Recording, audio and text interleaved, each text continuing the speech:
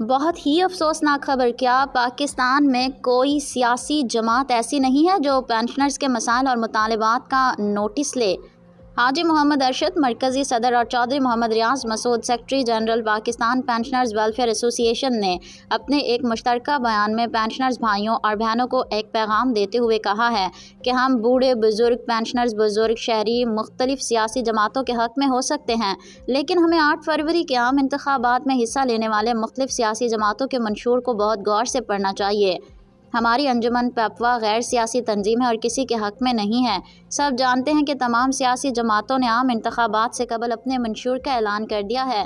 ہم مختلف سیاسی جماعتوں کے منشور کا بغور مطالعہ کرتے ہیں اور پوری طرح مایوسی کا اظہار کرتے ہیں کہ کسی بھی سیاسی جماعت کے پاس پینشنرز اور بزرگ شہریوں کی فلاح و بہبود کے لیے کوئی ٹھوس منصوبہ بندی نہیں ہے۔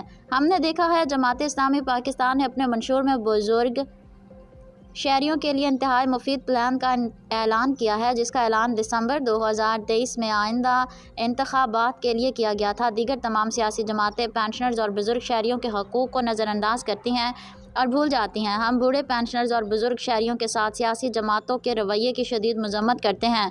ہم اپنے تقریباً 20 ملین پینشنرز اور بزرگ شہریوں سے درخواست کرتے ہیں کہ آپ اپنا قیمتی ووٹ ڈالنے سے پہلے کئی بار سوچ لیں۔ براہ کرم ان پارٹیوں امیدواروں کو منتخب کریں جو بزرگ شہریوں اور پینشنرز، خاص طور پر پاکستان کے EOBI پینشنرز کی فلاح و بہبود کے لیے زیادہ سے زیادہ کام کرنے کا وعدہ کریں۔